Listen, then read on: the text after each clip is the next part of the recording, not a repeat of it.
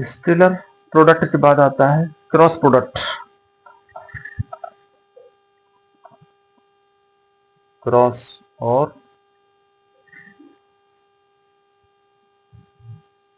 Vector product.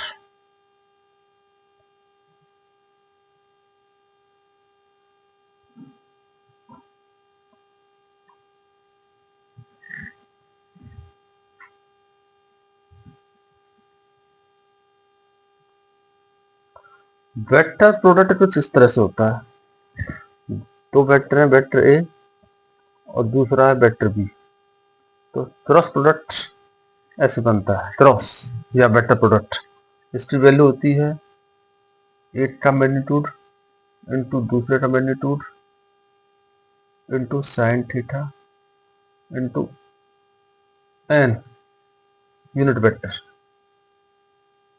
इसमें unit vector से multiply हो रहा है, इसका मतलब ये पूरी क्वांटिटी क्या है, एक वेक्टर है, इसका मतलब ये भी वेक्टर है।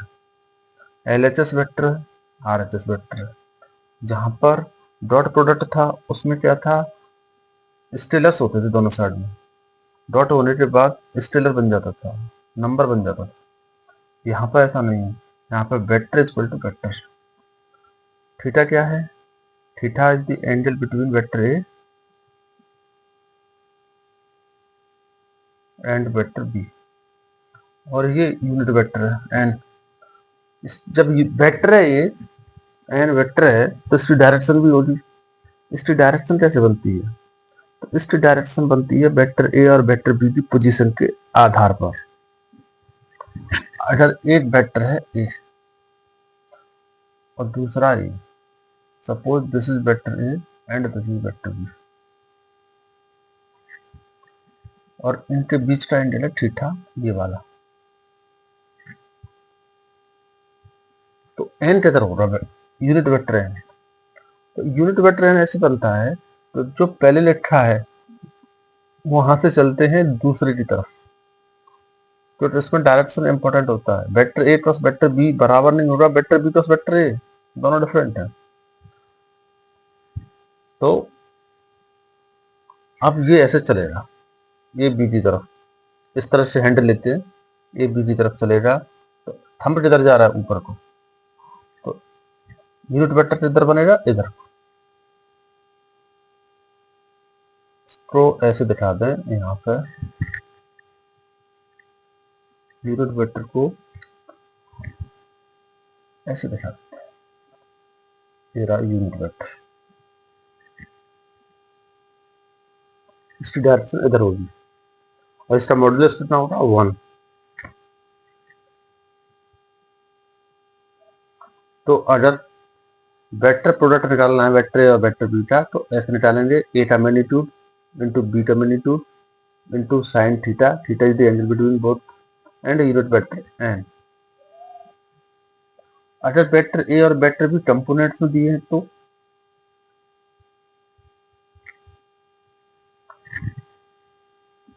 अब मान लो कंपोनेंट में दिए, वेक्टर दिया है a1 unit vector i plus a2 unit vector j plus a3 unit vector k, और वेक्टर बी दिया है b1 unit vector i plus b2 unit vector j plus b3 unit vector k।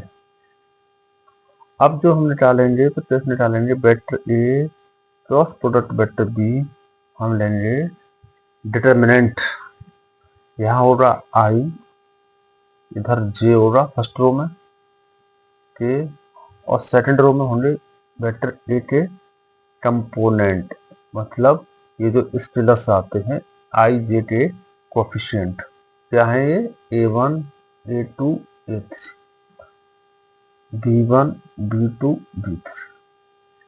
जिस तरह से determinant को solve करते हैं ऐसे इसको सॉल्व करेंगे, आंसर आ जाएगा जो भी आता है।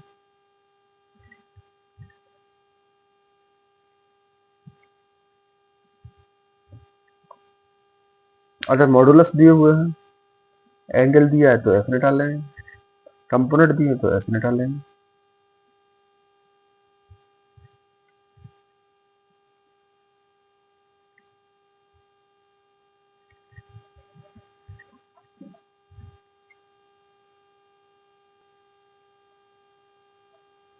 अगर दो वेक्टर कंपोनेंट के फॉर्म में दिए हैं और पूछा जाए ये एडजेसेंट साइड्स हैं दोनों किसी पैरेललोग्राम की, तो उस पैरेललोग्राम का एरिया क्या होगा? एरिया ऑफ अ पैरेललोग्राम, मतलब एक क्वेश्चन लेते हैं, डायरेक्ट एग्जांपल से समझाते हैं. Example is better than theory, so that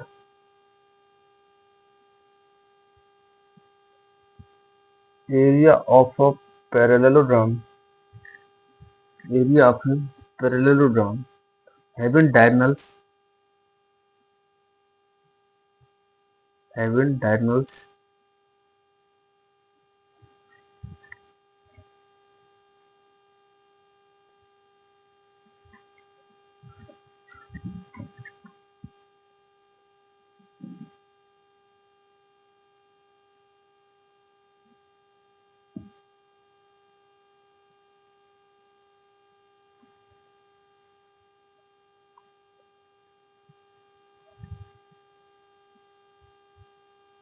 3i minus j plus 2 की,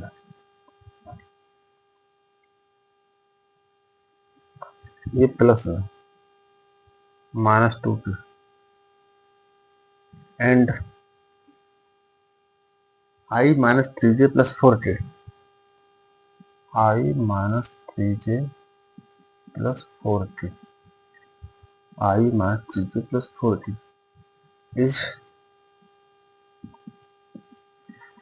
5√3 स्क्वायर यूनिट्स. देखिए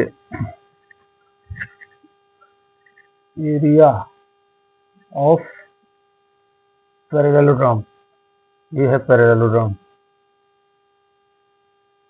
ये है वेक्टर ए और ये है वेक्टर बी, तो एरिया आएगा vector A cross vector B का मैग्नीट्यूड.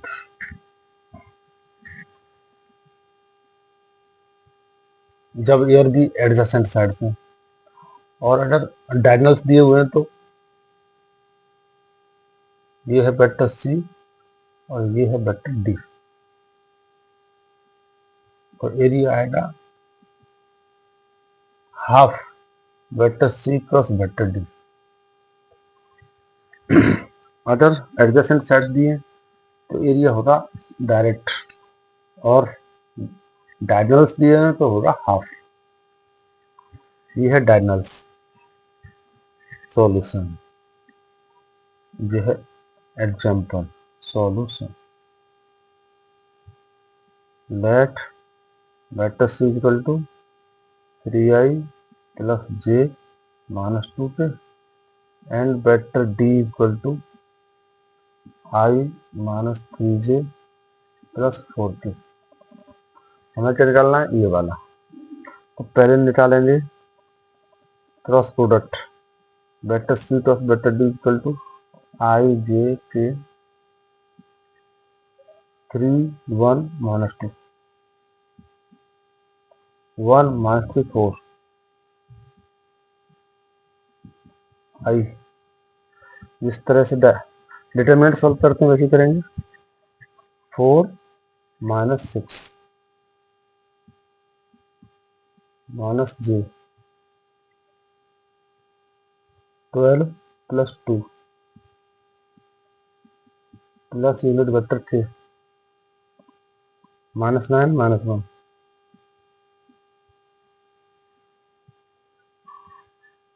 -2i -14j -10k. ये आता है vector C cross vector D.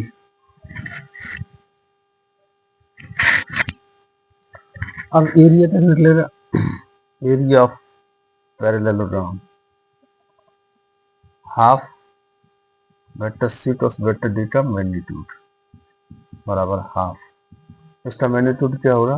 Square root of -2 square plus -14 square plus -10 square 1/2 into 4 प्लस 196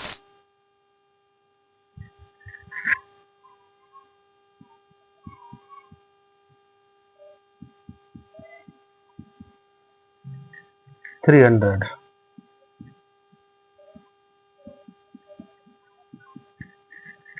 30 100 into 3 10√3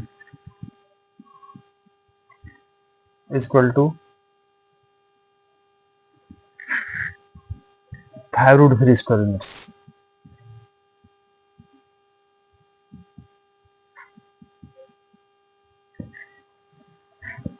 ये आ गया प्रूफ, हेंस प्रूव्ड।